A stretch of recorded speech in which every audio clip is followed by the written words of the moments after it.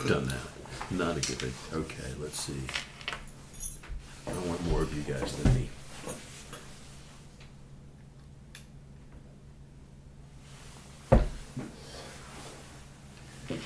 Oh, yeah.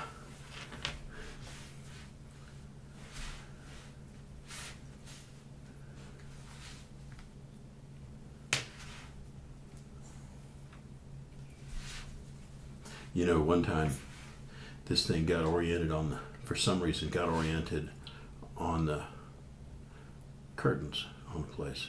And I had a really nice video Oh, no. of the curtains. And you go like, well, that's kind of stupid.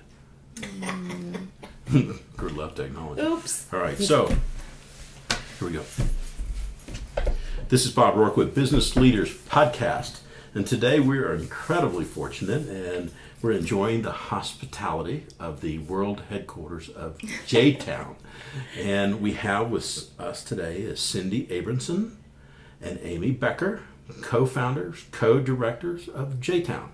Thank you guys so much for taking time out of your day to visit with us. Thank you for having us. Thank you. Absolutely. Well, tell me a little bit about JTown. You know, what it's all about, who you serve, and why you started it. Okay. Well, JTown is a nonprofit organization that we created to offer opportunities for people to create connections and community with other Jewish people and the people, we say the people who share their lives. So we have a lot of interfaith families, and so we want the interfaith person to be just as comfortable as the Jewish person. So we kind of created this place that isn't really a place, it's a metaphoric place. We don't have a building. So we say JTown is wherever we are together. And we do, we have a lot of social things that we do just for fun. And we do a lot of community service. That's a huge part of our mission. And we offer a lot of teen programming. Mm-hmm. And then we do some alternative worship services, which means that we do a Shabbat service once a month, and we do high holiday services and Passover, and they're all lay-led. So, you know, we kind of, you know, are leading them, but we encourage everyone to participate. So we typically will have, you know, 5 or 6 people come up from the community and take part in the service each time we do it. You know, I as you were talking about why you did this, you know, it says we wanted to form a community. Mm-hmm. Was there not a community available for these folks? Judaism has changed a lot over the last few decades, and Jewish families look a lot different than they have in the past. And research is showing that there are more interfaith families now than Jews married to Jews in the generations that are coming up now. And so a lot of people don't fit into that traditional synagogue model anymore. Mm-hmm. And also it's very, we're very spread out now. It didn't used to be like that. We used to kind of all congregate in one little neighborhood or part of the city, and Denver, as it's sprawling, so are Jewish people and their families, and it's, they're, you know, they can become a little isolated mm-hmm. and just not really have a place to be Jewish. Mm-hmm. Amy and I worked together for about 10 years at a synagogue, mm-hmm. a traditional synagogue, and so we both left at about the same time, I think a month apart, and spent a few months, each of us looking for another job. And it was really, really hard because at our previous job, we had so much passion and we cared so much and we loved the people so much that we couldn't find anything to replace that feeling in a work environment. At your other job, mm-hmm. what was it that you guys were in charge of? We did the administration of a synagogue. Okay. So I was the executive director for some time. I had also been the assistant exec, program director, preschool director. Cindy was the communication and marketing director, and she had also worked with our religious school as the assistant director. So we both had various roles over a long period of time. Mm-hmm. And one thing that we were always passionate about was the relationships that we created with people.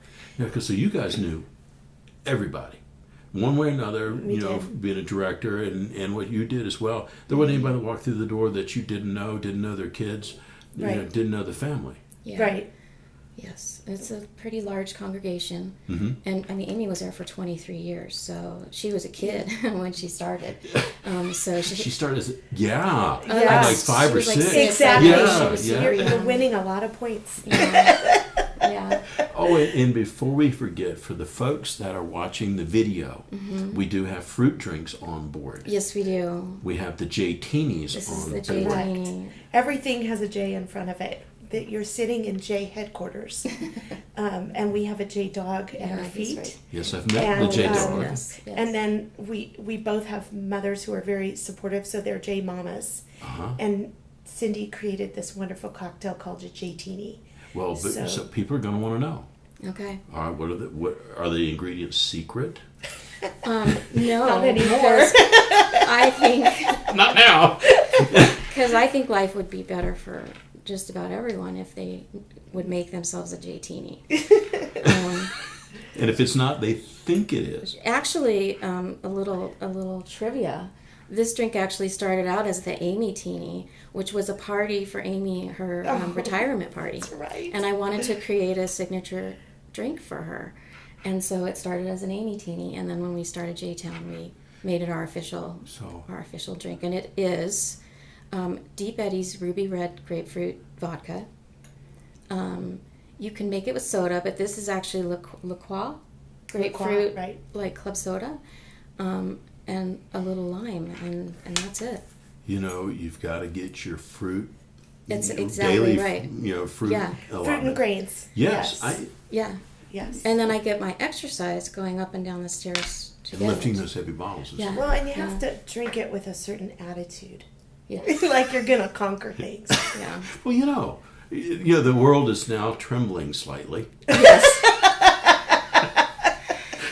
Well, just And they a should. little, yeah. They should. And they should. Yes. Well, so you guys had history, and you had success, and had community, and then you retired, and you guys were out there searching for the next thing. Yeah.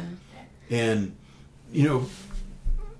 take me to the time where you guys were looking at each other and says, you know what we're going to do? Yeah. We're going to form JTown. It was actually down here, and we got together and just were talking, and we were it was hard to leave jobs that we were at for so long, and people, we had a staff that was very close and was kind of like our work family, and so it was hard leaving for a lot of reasons. Yeah. So we we're kind of just getting together talking, and it's like, where can we have such this unique skill set, what could we do with this? And then this one's like, we should do something together. And I'm like, oh no, no, I want to do something different. And then she started to talk about creating what we were missing most about where we came from, and about the relationships, and about the people, and about the importance of offering these opportunities for community. And when you guys formed this, so you went through the drill, you did your 501c3 application, and you got squared away, and Very quickly. And then what?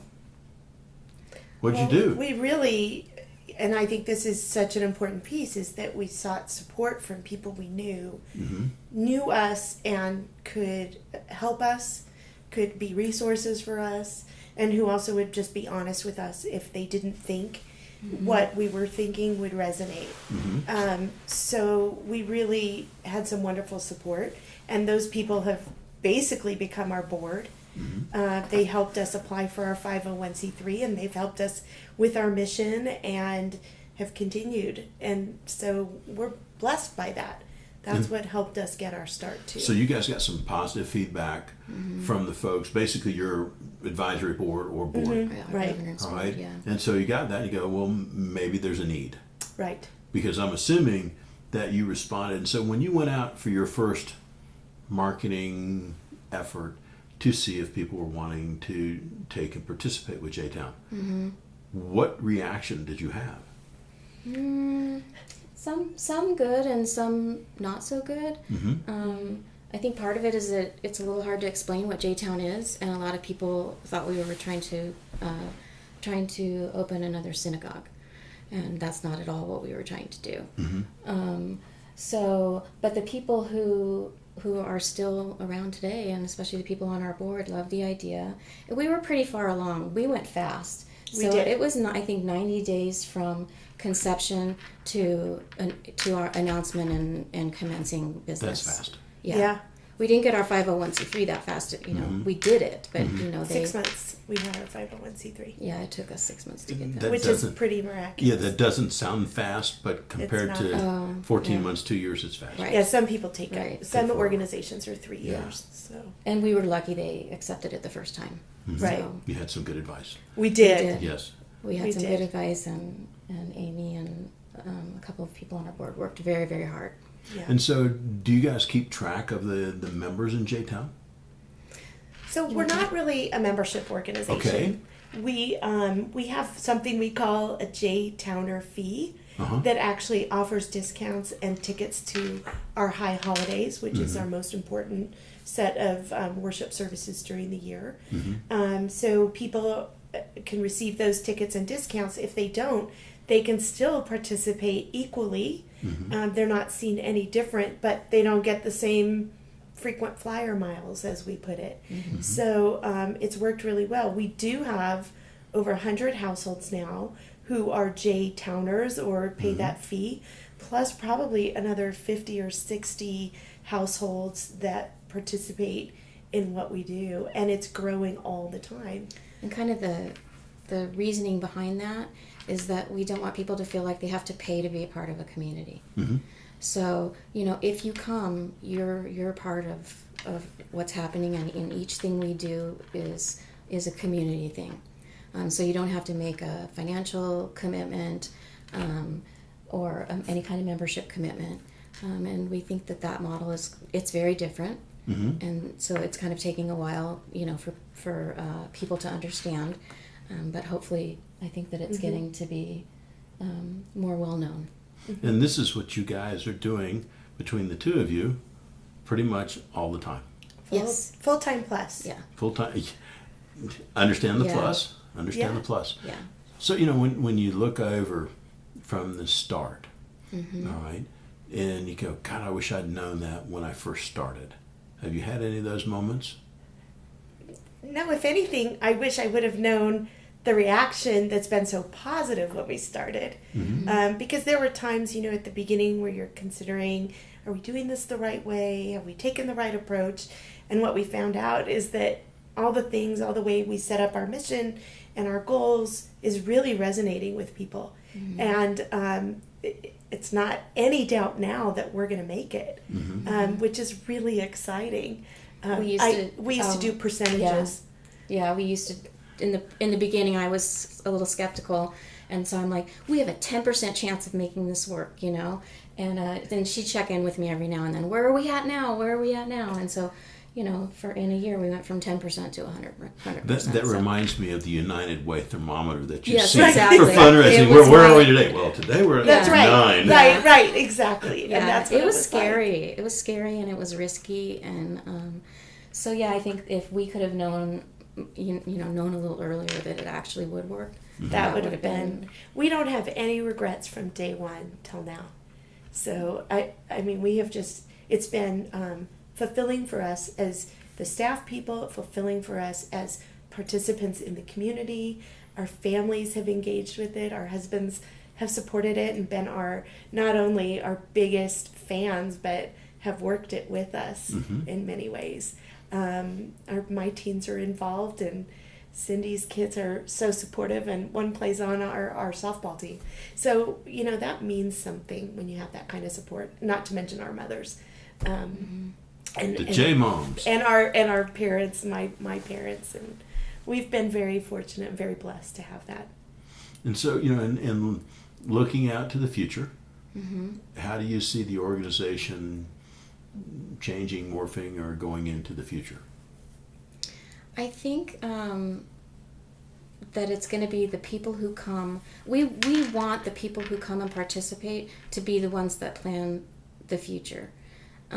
So we try to just facilitate that. And so we always have our feelers out for what people are saying and what people are wanting, and then we really think through whether we can make it happen successfully or not, which is why we've kind of started slow and just added things slowly, because we want to know that we can do it and do it right.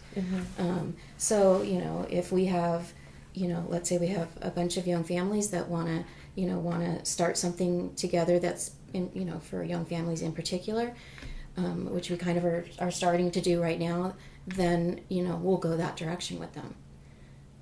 For an offering, when you first started out, and you said, we're going to provide this particular thing for our community, what was that? Well, it was a hard time because I'd been a member at where I worked since I was 6 years old. So I didn't know any... Not that long ago. Yeah, 20 years ago. So I didn't know anything else as far as, Jewish community.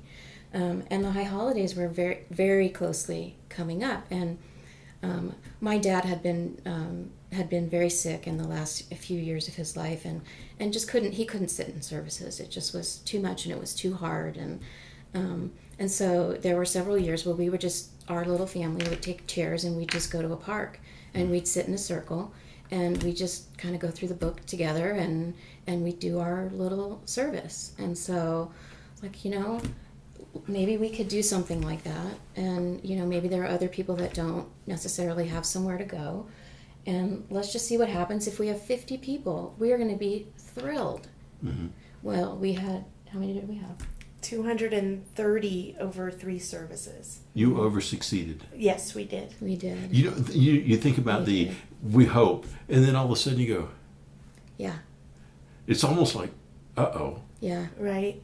Our first set of services, a man walked in that I had known and looked at me and said, "I'm lost." And I mean, it's kind of directed us many times back to why we're here. I looked at him and said, "No, not anymore." And who knew at that moment where we would be? That man has been to every event that we've had with his beautiful wife, and it really has motivated us in such a way. We support the people that come in so many different ways. The saying about it's not really what you say, it's how you make people feel. That's what Cindy and I focus on. We could have the most amazing program that is spectacular and perfectly directed and presented, or we could have the worst. If people have a good feeling when they're there, they feel accepted, welcomed, included, that's what they're going to remember, in addition to some of the other details. But we really believe that no matter what you do, if people feel good about being there, they'll be back. And they keep telling us, we've never had this feeling before, which is unusual. And for the folks out there going like, all right, what do I do to create that feeling? Because we hear that and you kind of go, that's nice. Yeah. I would like to do that. What did you guys do specifically to start trying to create that atmosphere or culture of welcoming? Well, I think initially, it's part of both of our kind of personalities in general. Definitely. But I think that a lot of people say this, but we really don't judge. We believe that everybody's kind of on their own journey. Everybody has their own Jewish identity, and it's all fluid. And so we just kind of accept people where they're at, and it doesn't matter who they're married to, where they live, what they look like, how much money they have. None of it matters. It's just you're welcome here, and we really try to be accepting for people for who they are, and be friendly. And then we always make a point to remind people that this is our community, so please make sure you introduce yourself to people that you don't know, because it's not just our responsibility, it's everyone's responsibility to make this feeling. It can't just be from Amy and I. And when you say that to them, do you see them behave differently? Do you see them introduce themselves around? We do.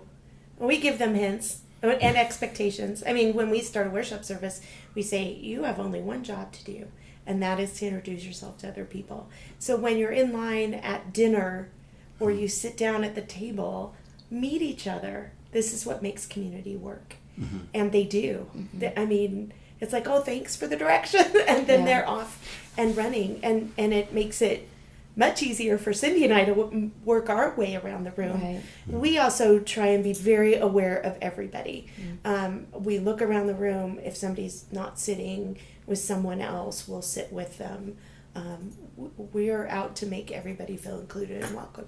Do you guys have the gift of when you walk in a room, by the time you're done, you know everybody in there? It depends on the room. And, Yeah. and the vibe. Cindy talks about the vibe a lot. Yeah. She says, how did you say that? Your vibe attracts your tribe. Right. Mm-hmm. And I didn't make that up. I actually heard that and I loved it because it was a couple months in and I'm like, that's exactly our mission, is to create that vibe. And so we are. We're attracting this tribe of people. And, when we have, we usually have 50 or 60 people at our dinners, our Shabbat dinners, which we have once a month. We have one long table. Always. So it's one community and we're all together and it's different people. Some people come every time. Some people come, we usually have at least a few new people every time, and so it's kind of a mix. I think about, you go to various meetings, right? Mm-hmm. And the people that know each other, and they always take and go hang out with the people they know. Right. And That's you the think biggest problem. And that's not my nature. No. I'm not going to know everybody in the room. By and large, I'll go stand off to the side. Mm-hmm. And a number of years ago, this lady came up and said, I saw you standing over here by yourself. I said, yeah. She said, I always made it a point to find the one person standing by themselves and go talk to them. So since that time, I'll go to the place and I'll look for that one person. Right. And I think about... Is that hard for you? It's out of my comfort zone. Yeah. Mm-hmm. It actually is for me as well, because it's not in my comfort zone to go walk around the room and schmooze and introduce myself and stuff, but it's getting easier and I'm doing it over and over and over again. So, because I'm usually the one, in the corner and, Not anymore. But But I can't be. we've also found that it's not just about welcoming somebody as they come in. It's also saying goodbye as they leave and being really aware that they're leaving and asking them to come back, and we would love to see them again. I think that's as important as anything we do. Well, it's like welcoming them into your home. Yeah, exactly. Right. Please, thank you. And Exactly. Yeah. Yeah. That's quite the mission for you guys to come out of where you're at and say, we're going to take in, because, I think about, you're trying to solve a pain point effectively. If you're going to, either you guys felt it, heard it, or there was a need. And somehow or another, you felt moved to the point to solve the pain point. Exactly. And then you look and you go, we think it's there. Right. And then you guys execute, and you have the board must have thought so. Yeah. Definitely. We spent a lot of time, weeks, talking about what we called our whys. And I know that's not our, original idea, but we watched something that talked about how important it is to do that first. And so it's not a natural way of, because usually you want to go, well, here's what we're going to do and here's how we're going to do it. But we started with why, and we have a whole list of our whys, and we always go back to it. That's our song. That's the Laverne and Shirley theme song, Making Our Dreams Come True. So that was a gift to me from Amy. We sing that. We used to sing that on days we were a little worried, but we don't have those days very often anymore. No.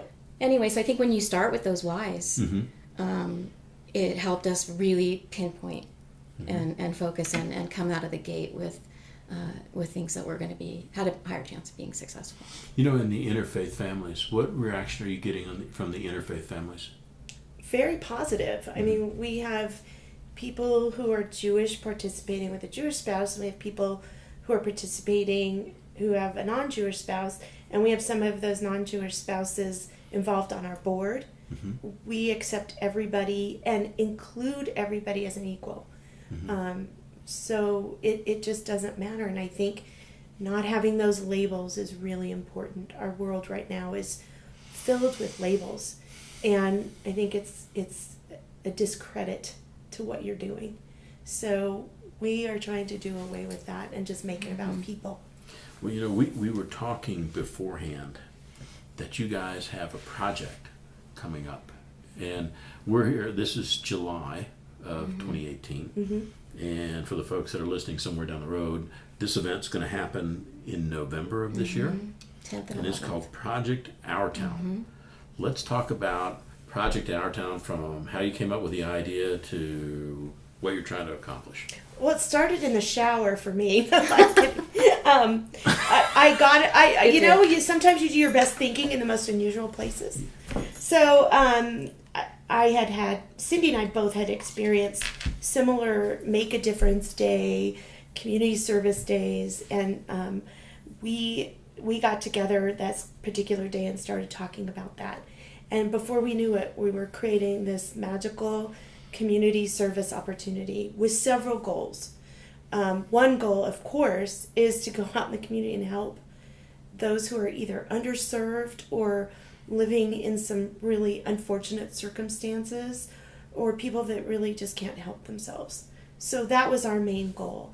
And what we found is that we could do a lot of different things, set up a lot of different projects that we could then invite potential volunteers to come and do alongside. And we started with a small council that we call our Leadership Council. We delivered this idea of Project Our Town, and now we have over 50 volunteers working towards this November 10th and 11th date. And the other ideas behind Project Our Town is that we want people to not be intimidated by volunteering for agencies. We want to educate people about the good that's happening in our community, greater community, how these agencies, there's so many more than you could ever imagine. And so we want to educate people and encourage them to continue volunteerism. So it's sort of a multifold event. We're trying to accomplish a lot of things in addition to helping people. Along the way, we've planned drives. Every month we've had a different drive, from a food drive to a toiletry drive, and now we're doing a backpack and school supply drive. And all of the things that we collect are packaged and sent to those in need. For the folks out there go, geez, we'd like to do something like that in our community. Right. When you talk about organizing a drive, from thought process to planning to who's the champion and execution, can you guys talk a little bit about that?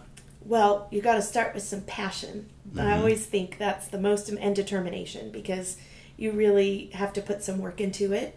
It's something that can be done on your front porch, at your place of business, at your children's school, just approaching the right people. And we have the gift of social media now, which has been wonderful. So if you have a lot of people that you connect with, whether it's Facebook or LinkedIn or Snapchat, or I'm probably saying the wrong word, any of those, you use them to your advantage with collection. It's deciding what you want to do and who you want it to go to, and then approaching the right people to support you. And how do you know who the right people are? Well, if you're at your place of business, involving your HR department and asking them to put the word out to coworkers. So you're promoting it and using your work life as a benefit to all of these people. For me, I wanted it on my porch, so I've put the word out on my neighborhood Facebook page and asked people to bring things, which they've done. And we have some other people on our leadership team that have done that and been very successful. We also have 2 businesses, Baker's Way and Bullock Mortuary, who have bins in their places of business, and they've helped us to promote, and we've promoted that anybody can drop things off to them. So we engaged the community that way. And it's been really great and successful, and it's growing. Yeah. And then we just choose really consciously who we want to deliver the items to that we collect, and we're trying to find organizations that maybe don't get as much support as some of the bigger organizations, right? So And then our weekend, November 10th and 11th, all day, each of those days, Saturday and Sunday, we will have volunteers going in groups and teams out into the community to fulfill projects, which all of the volunteers would have pre-registered for. We set them up on a team, and there's a team captain. We anticipate having 80 projects and over 800 people that weekend, and it's an annual event that we will be doing every year. You know, and I think about the team leader in the project. What's the range of projects that you guys are going to be doing out in the community? Everything. And it's so great because we're able to be really creative. And, you know, we've been going to organizations and really putting together with them, like, what would help you, as opposed to coming in with our own ideas. And so, like, we had a call with the Mental Health Center of Denver just a couple days ago. We were able to put together at least 5 projects. You know, they have I'm not going to remember what it is, but they have an actual house where they home homeless people. And so we're going to have a team of people go and make a meal for them, and, you know, do some kind of social things with them. And we have a couple projects set up, like at Denver Children's Home, which is a residential and day treatment facility for some of Colorado's really neediest kids. These kids have abuse, neglect, and serious mental illness. And so we're able to go in and do something with those kids. We're going to do it each Saturday and Sunday. We'll have a group go in, and we'll do a party, or we'll do some fun activities. We're going to do some art projects with another homeless place. And so that we're going to ask them to actually create cards to give to another organization.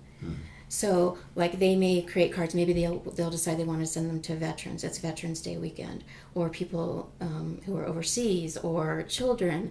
But to give them the opportunity to help someone else, when usually it's always, you know, them, is very empowering and makes them feel really good about what they're doing. So we're kind of trying to mix and mingle, and we're doing things for diapers, and we have events, we have things planned, projects planned that people can do in their home if they can't get out. We have things for people who are a little more shy about going to an agency that will be where we house our weekend. We have all kinds of opportunities for all different ages. And we're really excited. We've had some businesses reach out to us and say we'd like to send a team of people. We really like to do social action work. So that is really exciting to us. The whole idea, it doesn't matter what religious denomination you are, anybody can participate in this and are more than welcome to.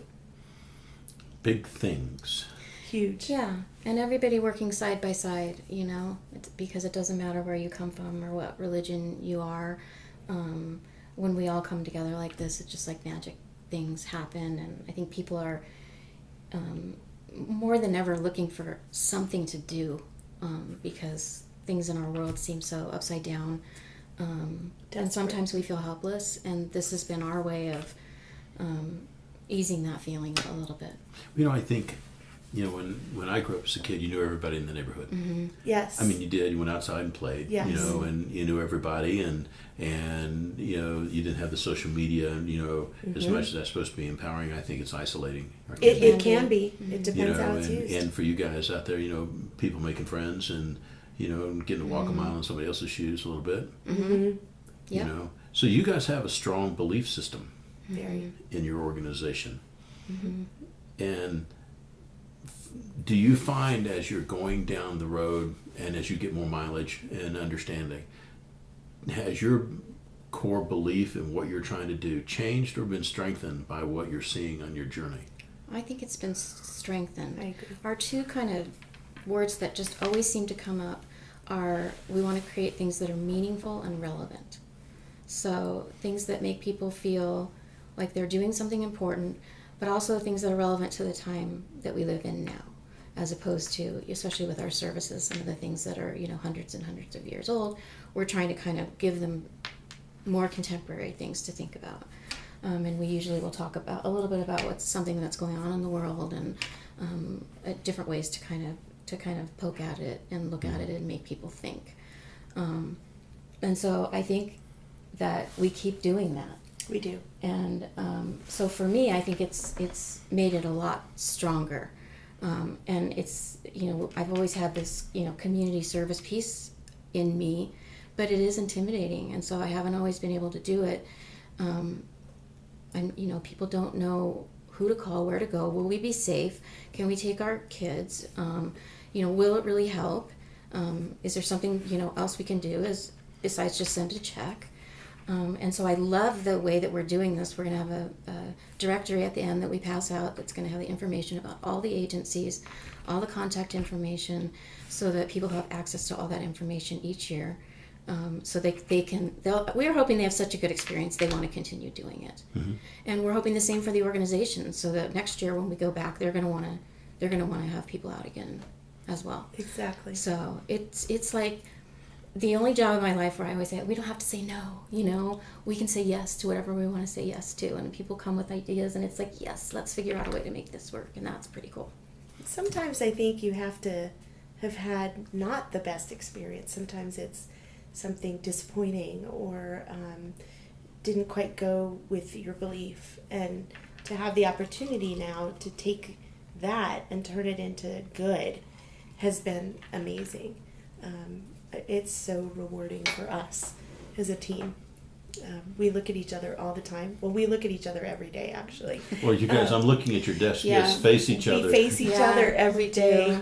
And every now and then one of us will just pop up and scare the other and come up with something really amazing to say. And we sit and we just enjoy that moment.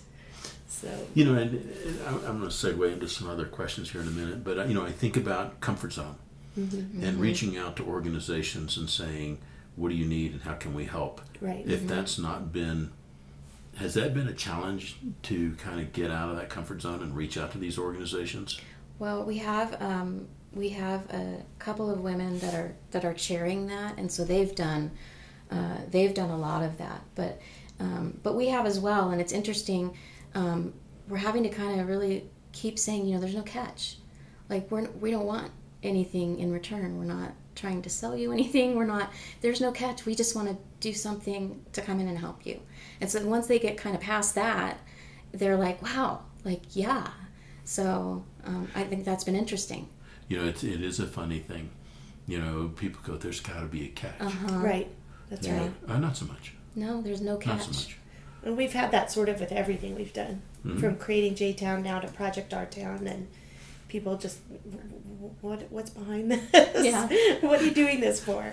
And we've gotten some grant money, and we're always fundraising, but so that we really just offer things at the bottom of the price that we can, and we usually just break even on events that we're doing, and so hopefully our fundraising efforts will continue so that we can continue to pass that along. It's just kind of part of the landscape. Exactly. It is. Exactly. Got to have some revenue to drive the boat. It's true. That's the comfort zone. That's a comfort zone problem too. Exactly.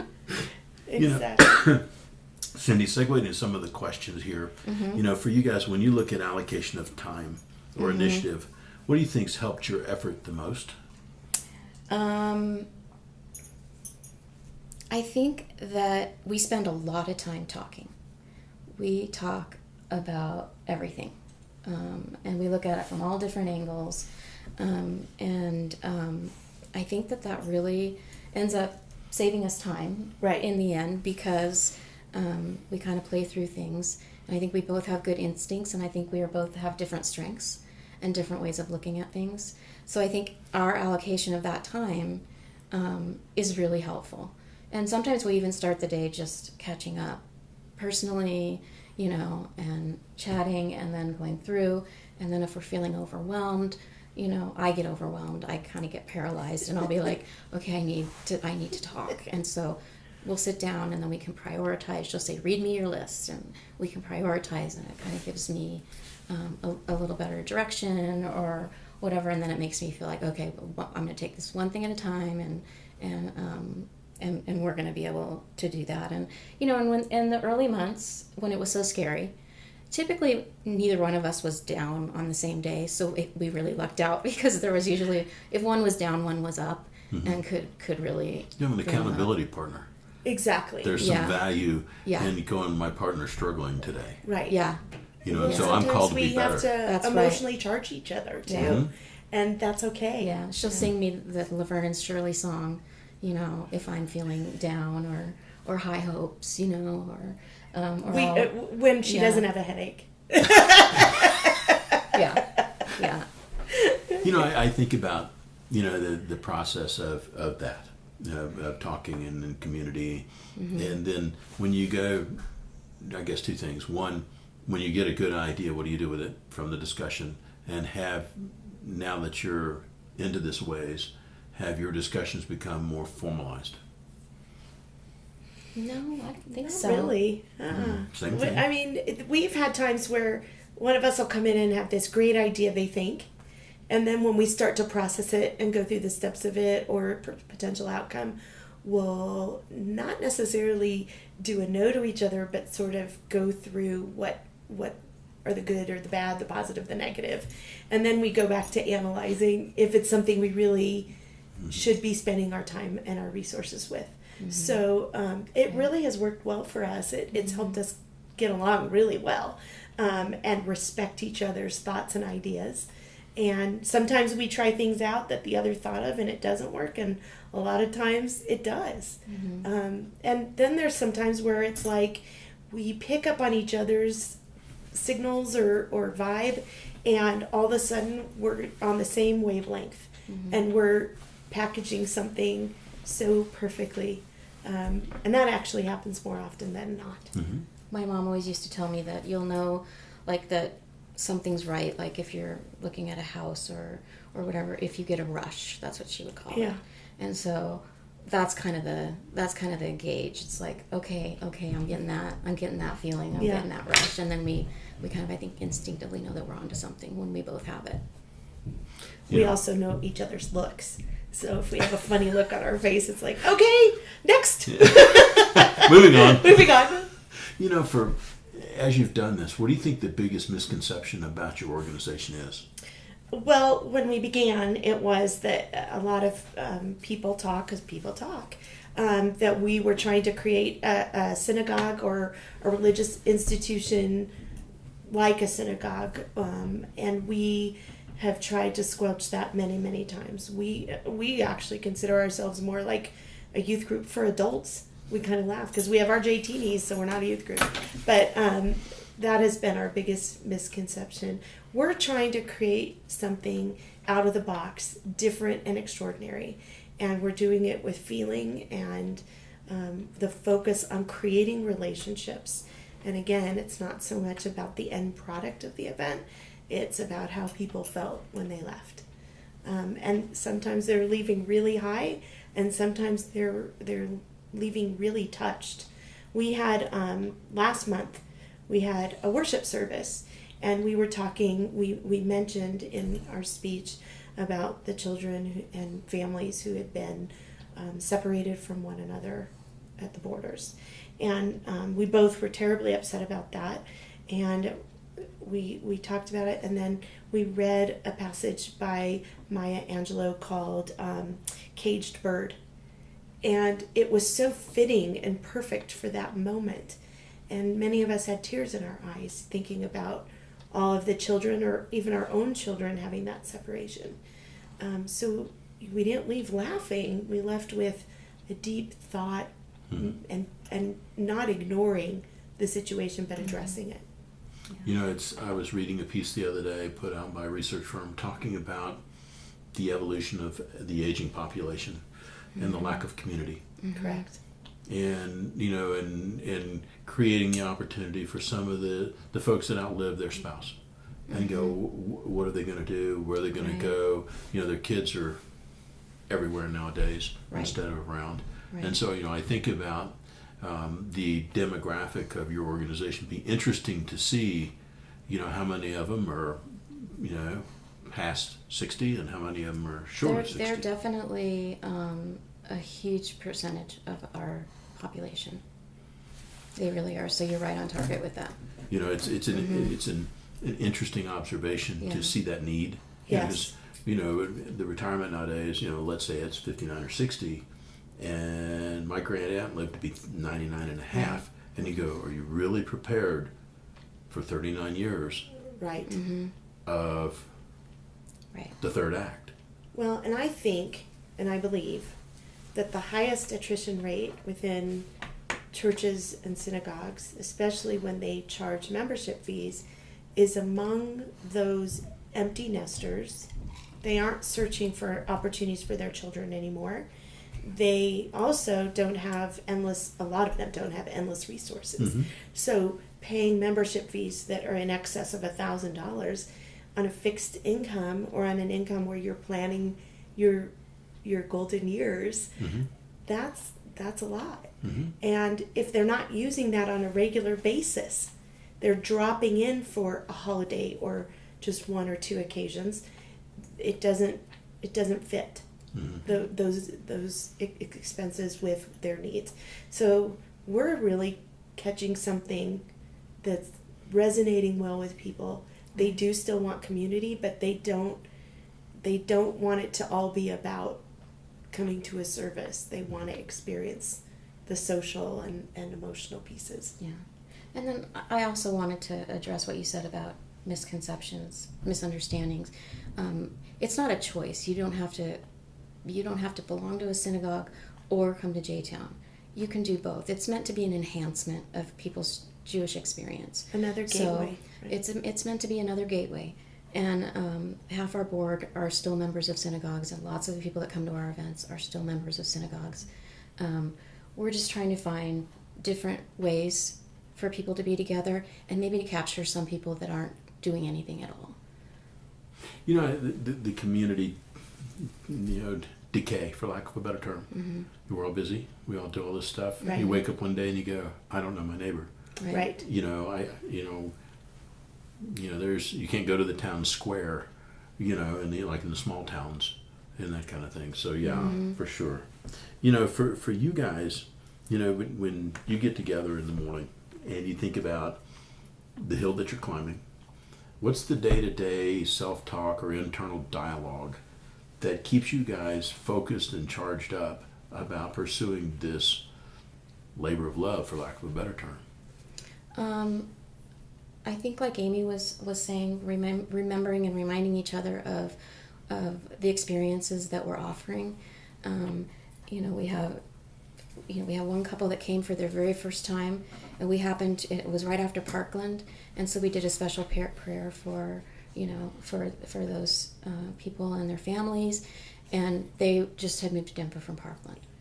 So they have been coming since then. I mean, it just touched them, and they were so immediately they're in this new city, and now they feel like they're part of something.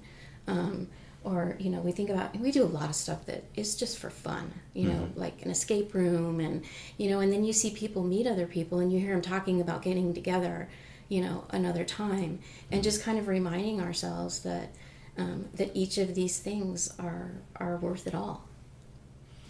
The great thing too about JTown is that you can pick and choose what you want to do.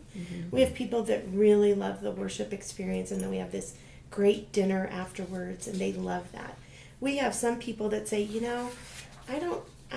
worship doesn't necessarily resonate with me, but I really love that Project Our Town. I want to get involved with that. Or they may say, I go to synagogue for worship, but I want to come to you for social. And that's what we love, is that people can pick and choose what's comfortable to them. Looking back over the past year or so, is there anything you guys should have said no to? And if so, why? That's an interesting question. We've been very fortunate. We really don't have to say no. We do the old preschool routine, which is don't say no, redirect. So I think we've done more of that. Yeah. When somebody approaches us with an idea, a partnership, we really think it through, and we process it. One of us won't agree to something without talking to the other, first of all, but we really do take time to think things through and think about potential outcomes, to also put limits on of what we can or cannot take on. And it's helped us in in not necessarily saying no, but helping people to understand how it may or may not fit our mission. Mm-hmm. And getting them involved. If this is the type of programming that you want, go find 10 other families that want to do it, and we will do all the administration. We will set it up. We will do it with you and for you. And so that's been a really powerful message. And then they can, put their money where their mouth is. Or Yeah, and it's a 501c3. That's Right. right. Which is helpful. Right. And Exactly. we're really lucky, and I think different in a way from most people who start a nonprofit organization, in that. Well, first of all, we've worked together before and for so many years, and we've worked in jobs that prepared us to do this. Mm-hmm. So a lot of times people want to open a 501c3 because they have a huge passion, because maybe they've lost somebody to a disease, or it's a cause that they're just really passionate about, which we have all that, but we also have the professional experience. Mm-hmm. So we're kind of ahead of the game in that way. So I think we're more easily able to say no when we should say no earlier on, as opposed to if we weren't seasoned kind of in All that in what experience we're when doing. you guys were so young. Yeah. So young. So young. Exactly. For you guys, is there a quote that gets you going, or one that you guys use frequently in your organization? Well, definitely your vibe attracts your tribe. And then also, lately it's been, if you want to feel good, do good. And we've talked a lot about that over the last couple months with Project Our Town, as we're all feeling down, about what we see, or where our lives are. And so it's kind of that empowerment of, you can actually do something to make yourself feel better. And I'm going to ask you about Amy. Does she have an unusual habit, or something that you would consider Cindy? unusual? Yeah. No, I don't think an unusual habit. Cindy brings out the silliness and the joy and the happiness of having a work partner. We laugh a lot, and we also sing and dance really loud and really funny. And I think that's what helps us enjoy coming I would say together that's every a day. little unusual, that you probably don't see it in The a lot of dancing, it. yeah, Well, the she's worked dancing with me maybe before, not. so it's not unusual for her. So, okay, Right, now Just fair take a break for disclosure. a dance party. That's right. So it's your turn. Does Amy have any unusual habits, or what maybe somebody else would consider unusual? Unusual habits. I think she has some pretty extraordinary characteristics that other people don't have, that I don't have. I mean, she kind of oozes passion, and it's contagious. And so she's really good with people. And with Project Our Town, she's given me a few heart attacks, because she started right off the bat with, we're going to have 1,000 volunteers and 100 projects, and I'm We just are. like, oh, so I promised her she wouldn't say 1,000 anymore, because it scares me. It, 999. I know. So I behaved during this interview. so she's like ridiculously optimistic, but it's turning out to be the truth. And she also has a gift for making people feel special and cared for, and that's how she, the executive director of a 1,000+ family synagogue, and everybody felt like they knew her, because she just has this rambunctiously kind of loud, friendly voice, and she remembers you, and people love her. And I guess we also make a good team because we have some different qualities than the other. So Cindy is a communications and marketing guru, and she from the very beginning helped us develop our brand. And I think that a lot of what we represent is because Cindy could package it for us in a way that made sense. She has this wonderful gift of not only bringing out the very best of people, even when they're down. She can help them see something terrific about themselves, but also really being able to approach things from, what do we think people want to hear? And if I'm to read this, what do I want to read? And it has helped us a lot. We have people say our marketing and our communication is so unique and very powerful, and that's because of Cindy. So we just have a great relationship. Who knew you had such antennas that you could link into all of this? Who knew? You know, I was raised that no matter what's happening, you find humor.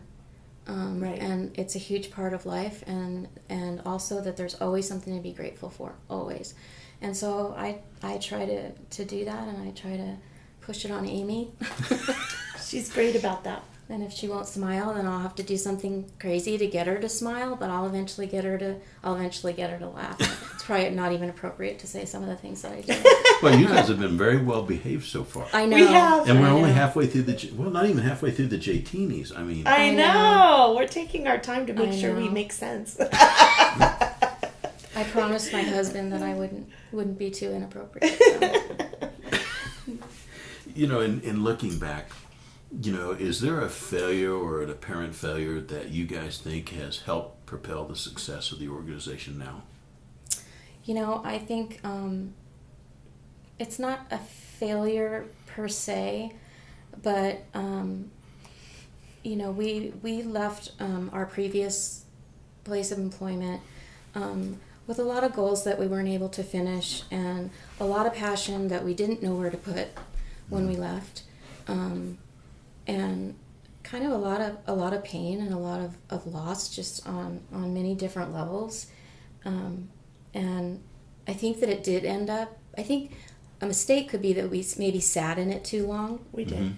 But I think in the end, it's turned out to really help us along the way. I think, first of all, I think our bond is even stronger because of it. And to be able to go through stuff together is obviously easier than alone.